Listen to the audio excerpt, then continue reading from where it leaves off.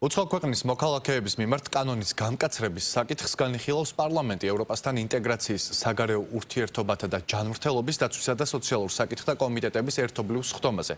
საკითხი დღეს პირველი მოსმენით გავა. სისხლის სამართლის კოდექსში დაგეგმილი ცვლილებების თანახმად დგინდება საქართველოდან გაძევებისა და ქვეყანაში შემოსვლის აკრძალვის ახალი ნორმები და ის დანაშაულის სიმძიმიდან გამომდინარე განისაზღვრება. ცვლილებები საერთო ჯამში 18 კანონს ეხება და ის სასჯელს არალეგალური მიგრანტებისთვის გაამკაცრებს. შინაგან საქმეთა სამინისტროს მიერ მომზადებულ კანონპროექტს საგაზაფხულო სესიის ფარგლებში მიიღებენ.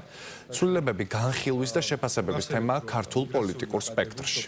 ეხლა ეს დღეს თავშესაფრის სისტემაში პირის დარეგისტრირება ყანა მნიშვნელოვანი ასე ვთქვათ გამოწვევა დაგვიდგა, როდესაც საზღვარზე მოვიდა ადამიანი, ითხოვს თავშესაფარს, მაგრამ სახელმწიფო უსაფრთხოებისთვის მისი ქვეყანაში დაშვება არ არის მიზანშეწონილი. თუმცა ამავე დროს გვაქვს ვალდებულება, რომ განვიხილოთ მისი თავშესაფრის საკითხი. დღეს მოქმედი რედაქციით ვალდებულება ჰქონდა, რომ ეს ადამიანი შემოგვეშვა ქვეყანაში და ამის შემდეგ გაგვეხორციელებია თავშესაფრის პროცედურა, რაც რა თქმა უნდა ქვეყანაში უსაფრთხოების რისკებს მნიშვნელოვანი კითხვის ნიშნის ქვეშ აყენებდა.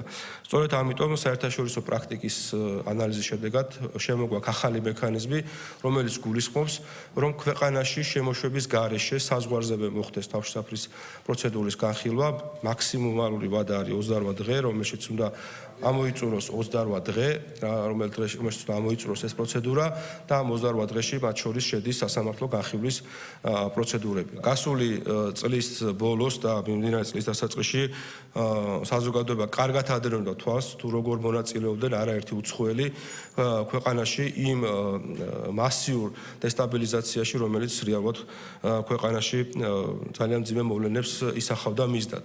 შესაბამისად, არაერთი უცხოელი იქნა დაიდენტიფიცირებული ამ პროცესში, მათ მიმართ სასამართლოს გადაწყვეტილებები არსებობს, რომელთაც ნაწილს მიესაჯა ადმინისტრაციული პატიმრობა, ნაწილს შეეფარდა ჯარიმები, თუმცა თუ კი ეს ადამიანები ლეგალურად იმყოფებოდნენ ქვეყანაში, ჩვენ არანაირი ბერკეტი ამ ადამიანების ქვეყნიდან გაძევების არ გაგვაჩნდა. თუმცა ამავე დროს საერთაშორისო პრაქტიკა ნათლად მეტყველებს იმაზე, რომ თუ კი უცხოელი სხვა ქვეყანაში არღვევს საზოგადოებრივ წესრიგს, იმ ქვეყანას აქვს უფლება, რომ გააძევოს ამ ქვეყნიდან. შესაბამისად, საქართველოსაც ექნება ეს მექანიზმი და იმ ადამიანებს, ვინც ერთვებიან ამ პროცესებში, ბუნებრივია მათთვის ეს იქნება მკაფიო სიგნალი, რომ თუ კი ისინი დაარღვევენ კანონს, სასამართლოს მხრიდან იქნება განხილული ეს საკითხი და მოსამართლე მიიღებს გადაწყვეტილებას მათი ქვეყნიდან გაძევების თაობაზე.